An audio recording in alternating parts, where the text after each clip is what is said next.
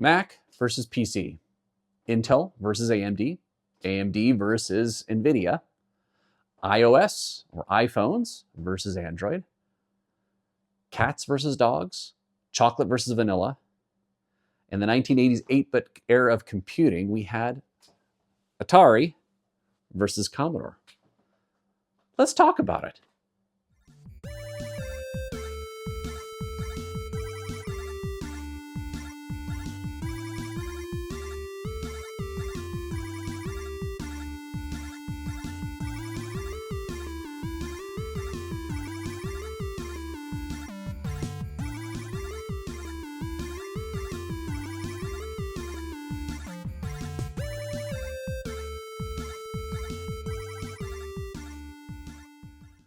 Greetings and welcome to the Power of Vintage.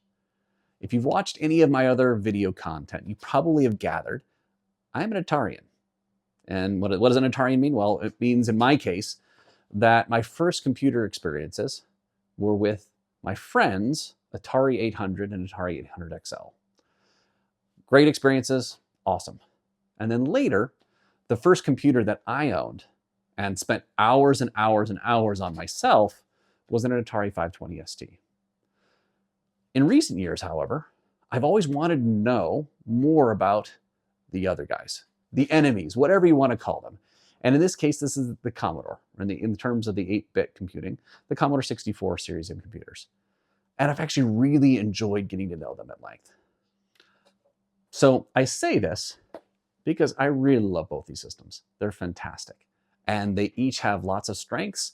And relative to each other, they do have their relative strengths, one versus the other. We'll talk about that a little later on. But there's a big part of the community that's still fanboys, whether it's Commodore, whether it's Atari, and it's fun. They do it tongue-in-cheek. Those folks that do it, do it tongue-in-cheek and enjoy poking fun at each other, and that's great. I think that's fantastic. There are some folks that are extremely serious and extremely into that their system is better, their system, whether it's the Atari or Commodore, is better than the other. And that said, for those folks, I'm probably not going to get it into the level of detail that you really want to see, because this is not meant to be a 3 or 4 hour dissertation. This is meant to cover mid-level comparison between these two computers. And so I'm not going to probably pick exactly the right software. I'm going to pick some software that I've seen that I think really is impressive for both systems and showcases them in a pretty cool light. And then kind of compare and contrast between the two. So what I'm going to do today is I'm going to compare these computers in 5 different ways. 5 different ways. The first is the physical comparison. The ports, the construction, the build quality between the two, and give a ranking between the two. How do they fare? How do they compare one with another? Second, I want to go into the nuts and bolts.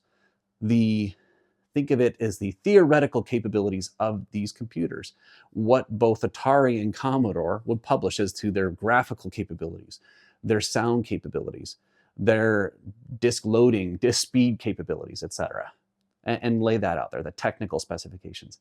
And then I'm going to go through 3 different things, 3 different eras of computing, because there is the launch phase of the system, the early phase of the system, where software developers are just trying to put software together, and they haven't quite learned what works best.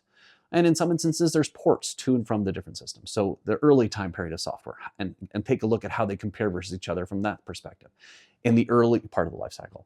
Then the mid or late life cycle in production between these two, right? Both of them lasted until the early 90s. What does the software look like, Commodore versus Atari 8-bit, at that point in time?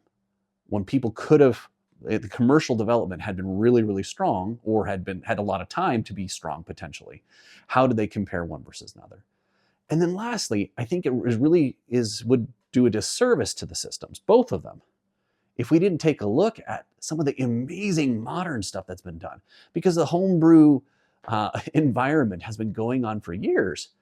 And so there's some folks that have been able to do some amazing things with both systems.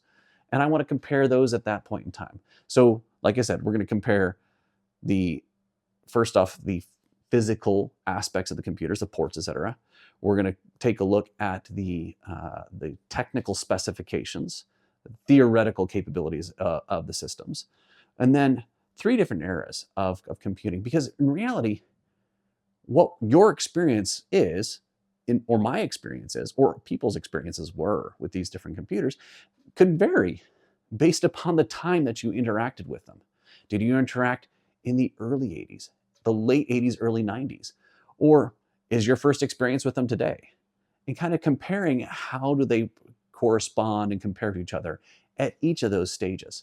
Because it matters at the end of the day. It's not just a raw performance versus performance. It's, well, what did they bring to the table at the time? As we looked at other computers, I look at it in the same fashion because, I love my Atari Falcon. I think it's a fantastic computer. I think it's awesome. There's hardly any software written for the thing. and because of that, well, to be fair, it doesn't compare very well versus its counterparts in that aspect, in its usability aspect, in the experience aspect. All right, let's get to number 1. Round 1, fight! All right, let's start off with the first item of comparison. That would be the build quality and the various different external ports associated with each of these systems, groups of systems.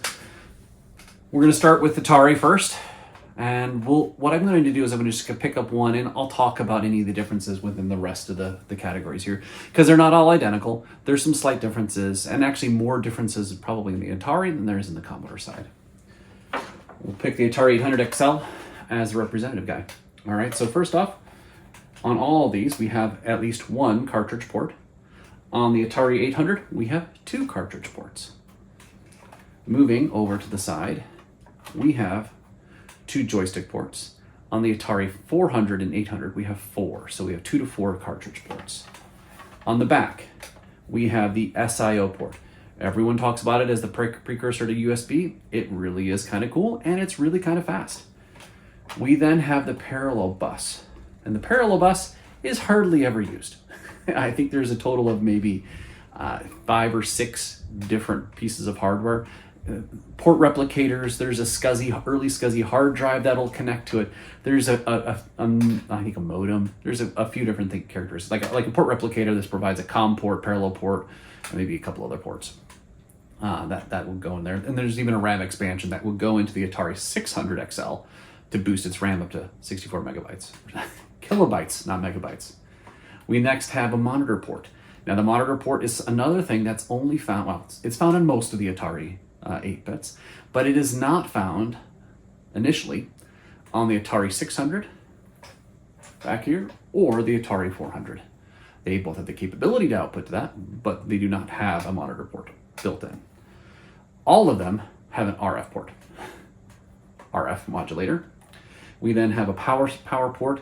There's 2 different types of power cords that come into these guys, and basically you have the DC power port and the AC power port. AC is the Atari 800, 400, and 1200. The DC is just a 5-volt plug that goes into here for everything afterwards. 800 XL, 600 XL, all the XEs, XEGS, etc. Power switch. And that is the Ataris. From a build quality perspective, you have a variety. So you have a decent keyboard in the 800, a fantastic keyboard in the 1200. There are some phenomenal keyboards in the 800 XL, but mine does not have the nice one. There are, I think, 3 or 4 different versions. Some of them are really fantastic, some are not so much. The 600 XL has the exact same keyboard as the 800 XL, and then the less that's said about the 400 keyboard, the better. As you can see, this is a modern kit replacement for the membrane keyboard that was there. And then the XE, XEGS, these have the crap keyboards. They are the worst of the bunch, and you have a variety of build qualities there. The 800 is built like a freaking tank, 800 and 400. Lots of solid metal, fantastic build quality. Like I said, they are tanks. The 800XL, 1200XL, and 600XL are actually built really solidly as well. Solid plastic, pretty robust plastic. It's kind of hard to break them. You can get some scratching on these little the clear portion covering up the power LED and the markings for the various different function keys on the right hand side. But in general, these things, they're really pretty robust, especially the RF shielding that's inside is pretty robust. It's not 800 and 400 level, but it's still pretty solid. These things feel pretty solid. We then get to the XEs. The XEs are really, really not so good. I mean, they're fine. The build quality is fine. It's basically Atari ST, but worse. Keyboard, from a keyboard perspective, I mentioned earlier, the casing, internals as well. Again, another aspect of build quality. 800, 400, lots of socketed chips. 1200, pretty much everything's socketed. Almost all the 800XLs I've worked on are almost fully socketed, including the RAM. Lots of socketed chips. The same thing goes for the 600XL. My experience has pretty much been fully socketed. Actually, has been fully socketed. I've heard that there are some that are not socketed, that are soldered in, but in general socketed. So that makes maintenance, robustness substantially better on those guys.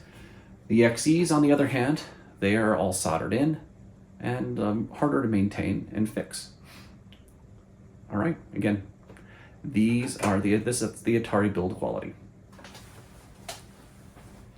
Let's move over to the Commodore side of the house here, looking at ports as well as build quality. Let's pick up this bread bin here. We have, as a representation, we have over here, we have our 2 joystick ports, par for the course, a power switch, power port. In the case of the 128, you also have a reset button there. Moving on to the back, we have the cartridge port, RF modulator, RF out. We have the monitor out, which has S-Video as default.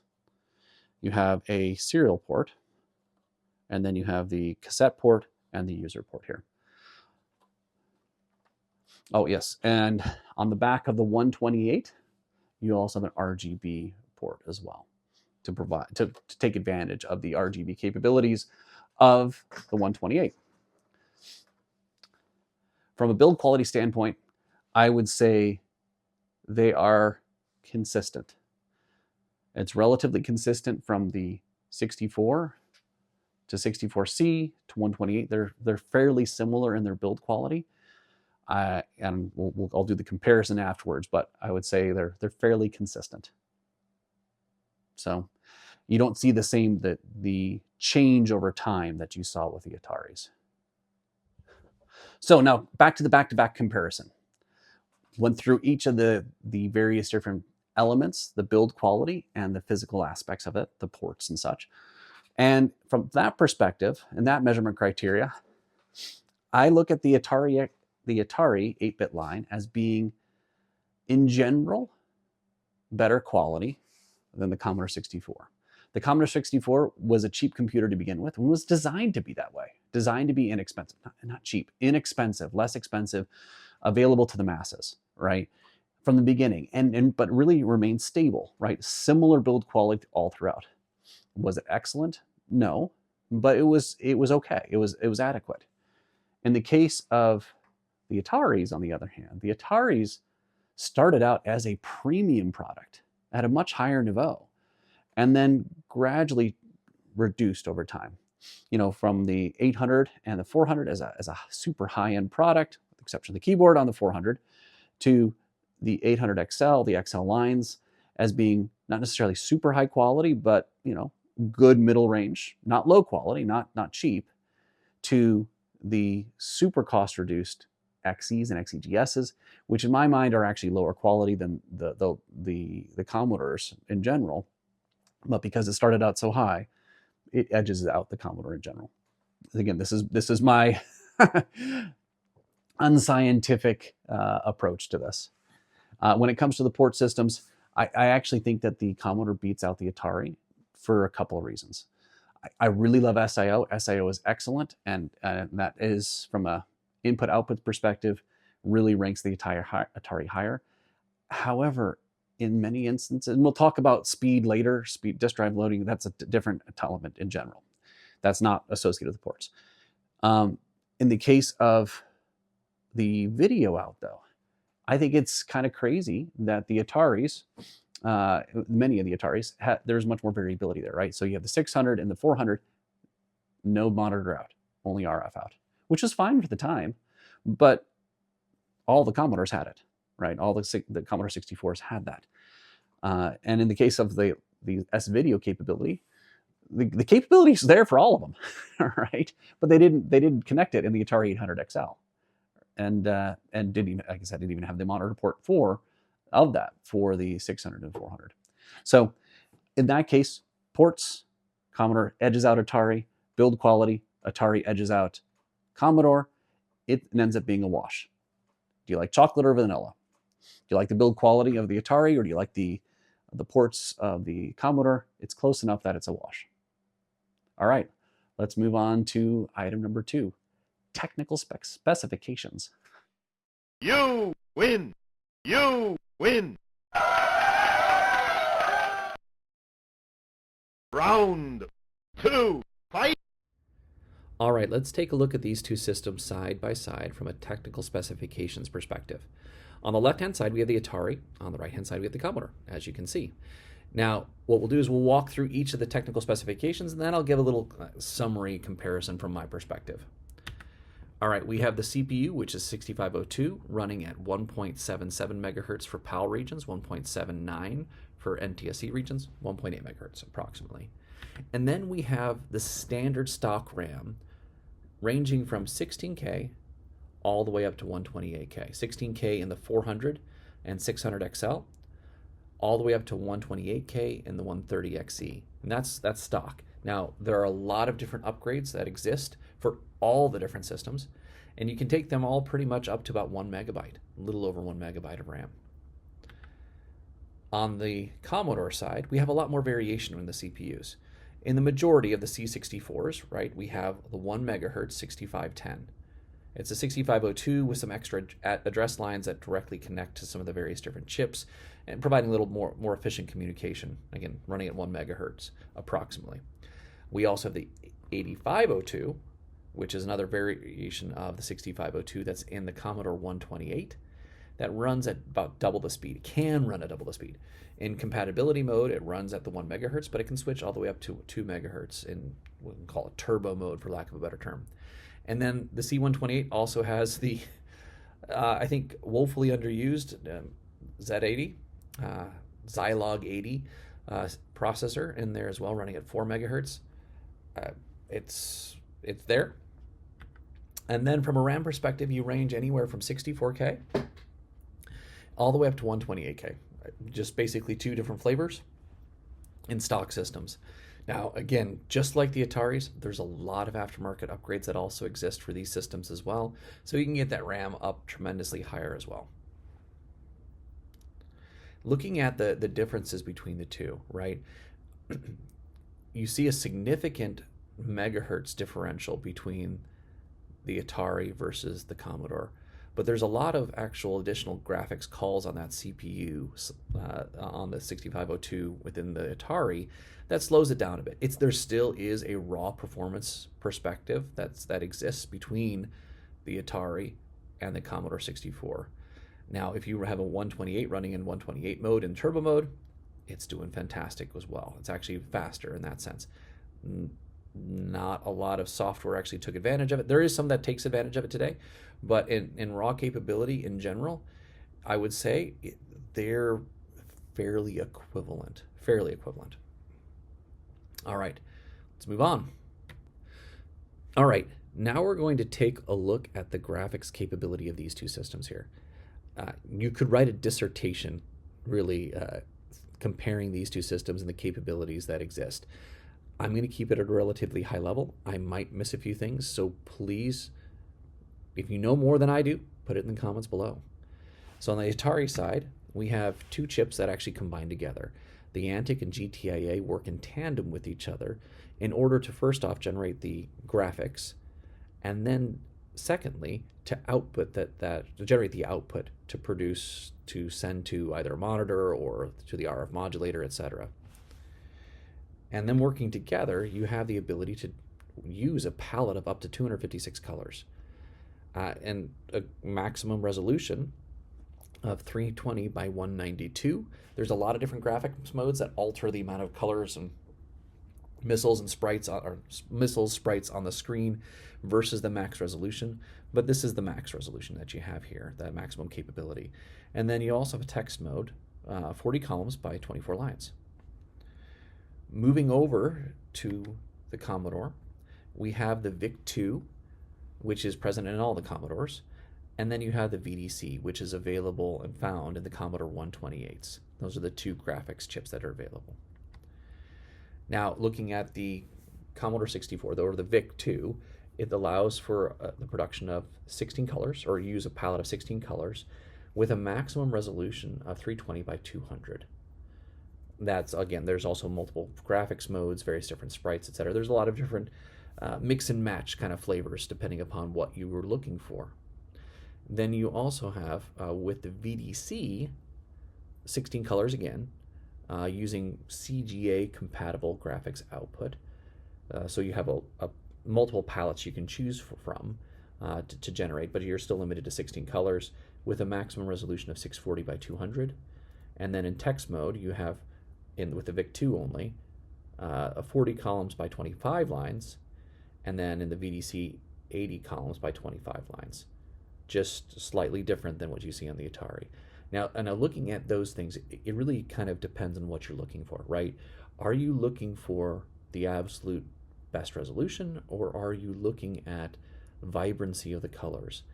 And in my case, I give a slight edge to the Atari for the amount of color capability, the vibrancy, and the availability of different colors to be able to be used. You're not just working with shades of brown. Either the shades of brown or the shades of gray from the Commodore, very 1980s, late 70s kind of color palette, but still, it's not nearly as vibrant and capable in that sense.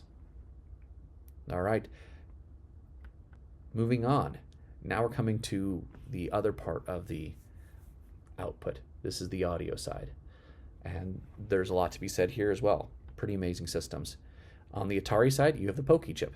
And the Pokey chip has 4 8-bit channels available to it. And those 4 8-bit channels can either be combined as 2 16-bits, or 4 8-bits, or 1 16-bit and 2 8-bit channels. You have 3 waveforms available to you. I think there's a couple different types of noise, and then a square waveform. And then you have others that you can actually generate through some various different distortion manipulations. So you can kind of pseudo create sawtooths and others as well. Moving over to the Commodore, we have the SID chip. And the SID chip has 3 16-bit channels with 4 discrete waveforms, meaning that these are inherent to the chips, right? So fantastic systems, both of them. And really, I would say most of the folks who I have read, heard, listened to online would give the advantage to the SID. I would say they are really darn close when I listen to them and practice. From a technical perspective, though, are 4 8-bits better than 3 16-bits? 3 16-bits, I would say, beats out the 4 8-bits or 2 16-bits of the Pokey. From a pure technical perspective here.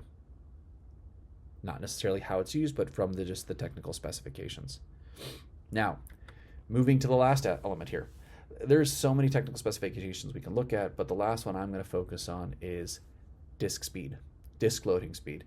And yes, I know that there's differences between the different disk drives that exist. Some are faster, some are slower, and there are ways to speed up, especially the Commodore disk drives. But I'm just going to look at it from the raw technical perspective, and I'm just looking at the disk speed. In the case of the Atari 8-bit, we have fast. In the case of the Commodore 64, we have slow. And I want to share a quick snippet of a back-to-back side-by-side comparison of loading a disk. The actual physical experience of loading a specific game, the exact same game from disk, side by side, how long it takes. Let's go there. Right here is the Commodore 64 setup for running Mule. We have the 1541 drive, the bread bin Commodore 64, the iPad timer, and we are ready to hit run. We'll take a look at the Atari setup, and we'll get going with this. Here we have the Atari 8-bit test setup. We have an Atari 800 XL with an Atari 1050. And since this will auto boot, we're going to go right into it.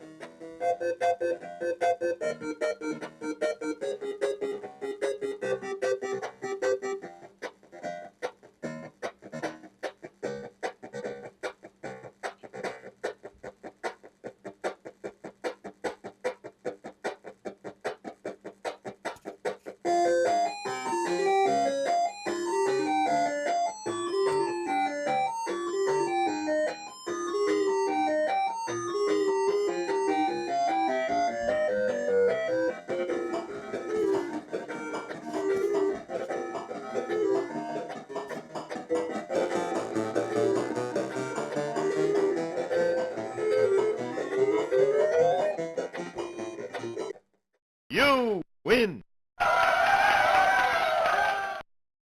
This is another close one, but in this case, I think the Atari pulls ahead slightly with the vibrancy of the colors and the color capability of the Antic and the GTIA versus the VIC-2. And the SID chip, while excellent and while just a little bit better than the Pokey, isn't enough better to offset the graphics differential. And then loading performance, that is a night and day. Atari kicked the Commodore's butt. Round 3, fight! Now we're going to do a little bit of a comparison of software in the earlier life cycle of these products. Not right at the beginning necessarily, but earlier in the life cycle, as developers are starting to try to figure out what these systems are capable of doing.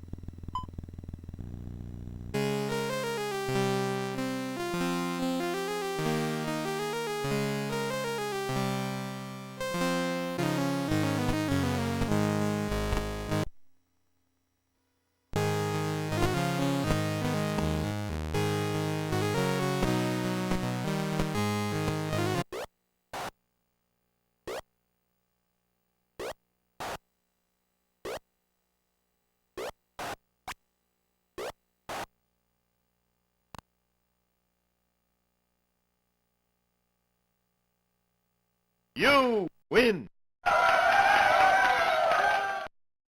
In this case, in early software, I give the Atari a slight win versus the Commodore 64.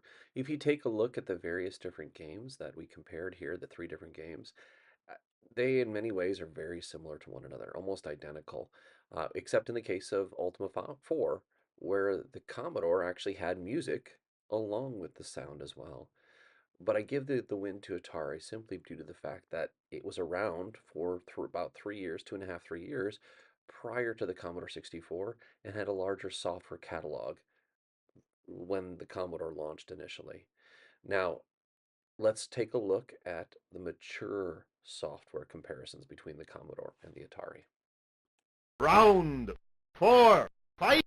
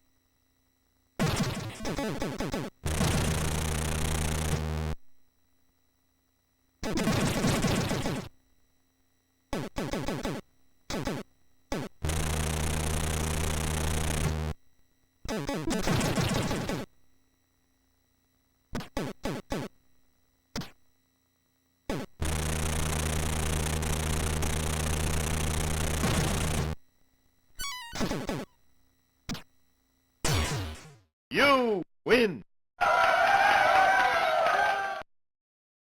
All right, in the late in life software category here, the Commodore 64 and 128, they win outright. There just is no contest here, really. There's some great software that was developed for the Atari 8-bit during its commercial life cycle, but that commercial life actually ended around 1987-88. I was hard pressed to find any real commercial software that was developed and released after that time point. Once you got to 1987, the volume tanked. And 1988, there was just a little bit here and there. Beyond that, it was starting the homebrew scene, really, is what I was able to find. In the case of the Commodore 64, development was continuing even into the early 90s, as you saw with Turrican 2. I mean, and because of that, and because of the dollars, this was competing against 16-bit computers. And as such, the developers were upping their game, and it's pretty amazing if you take a look at those two games that we were showing there, especially again Turrican 2. Pretty impressive and pretty amazing. All right, Commodore 64, you win in this case.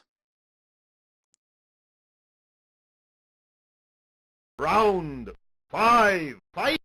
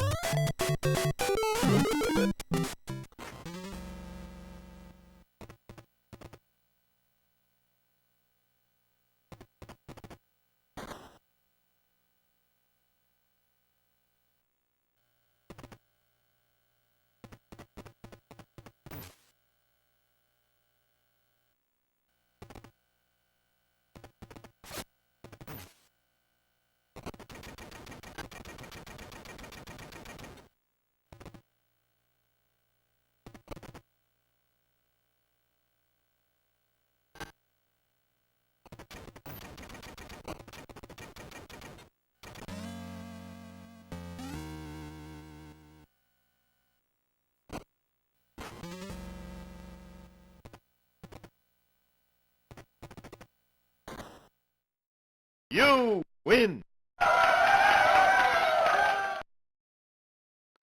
Both of these two systems have had some significant modern development that's been going on for them over the last, few decades, to be frank. And there's an amazing amount of awesome software that's been put in place, right? From the Commodore 64 with Super Mario Brothers or Sonic the Hedgehog or even Eye of the Beholder. Some pretty amazing development that's put in place.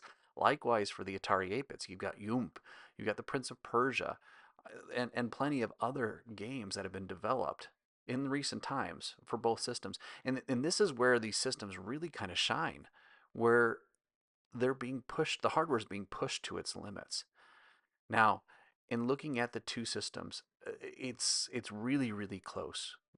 There in the only back-to-back comparison that I really have, Prince of Persia, in my mind, I like the colorful nature, the more colorful, more vibrant nature of the Atari 8-bit version of it, that versus the Commodore 64 version. Both are excellent, both are fantastic, both are really, really amazing. But in this case, in this one side-by-side direct comparison, I would suggest, and it's my opinion, that Atari edges out the Commodore 64 ever so slightly. Now for you, it could go a different direction. But this is my opinion based upon what I've seen. All right, let's summarize the results across the board. First, build quality and external ports and capability. And for the baseline of computers, the Atari 8-bit wins. However, the Commodore desktops for the 128s are really pretty nice. And I would say in aggregate, it's kind of a wash because the Atari XE systems build quality really went down. And I think actually Commodore was superior at that point in time in the late 80s, early 90s. So let's call it a wash. All right. Secondly, the raw technical specifications. If you dig right into it, there's some gives and takes between the different systems, from a graphical capability, from a sound capability, from, well, actually, it's not, it's all a take on the Atari side from a disk loading capability. But in general, I would suggest that the Atari 8-bit has a slight advantage. Now, let's come to the early software. Early software was really focused on the Atari system, in large part because it was around first. And so Atari edges out the Commodore. The ports from the Atari 8-bit to the Commodore really fare very well as well. So it's not too different from each other. I would say Atari edges it out slightly. Coming to the mature commercial life of the products, Commodore spanks Atari's butt. There is so much more software developed for the Commodore 64 just by virtue of its commercial success. And so it's not even a battle at that point in time. Developers had stopped developing for the Atari for a number of different reasons, largely market share, but that's where it is. Now, coming to the end state of mature, or not mature, but homebrew modern era software for these computers. In that sense, there's not a whole lot of back-to-back comparison. You can look at Prince of Persia. Now, could they be developed differently? Perhaps. But I would vote the Atari 8-bit is superior to the Commodore 64 version of Prince of Persia. Are the requirements different? Yes. The Atari 8-bit requires more RAM. And you got to look at the eye of the beholder on the Commodore 64 to simply say, holy crap, that is amazing. That is awesome, right? So I would say Atari may edge out Commodore 64 to a slight degree, but and I think that's it's more of an I like chocolate, you like vanilla kind of situation. I really like the chocolate, and so even though the vanilla tastes delicious, the chocolate for me just edges it out. And so, in my mind, at the end of the day, this guy, the Atari 8-bit, wins out. I know there's going to be lots of opinions on this. Throw them in the comments below. I expect to hear lots of opinions as to why the Commodore is better than the Atari, or why the Atari is even way better than the Commodore 64. I love it. I love all of your feedback. Please share it in the comments below. If I missed something, if I got something wrong, please do it as well. All right. Like and subscribe. I hope you enjoyed this back-to-back comparison. And really, even though I use the the round one fight, it's not really a fight. I love all of these guys. They're fantastic, and they each, again, chocolate and vanilla are both awesome. Just like the Commodore 64 and the Atari 8-bit are both awesome. All right. Thanks again for watching. Have a great day.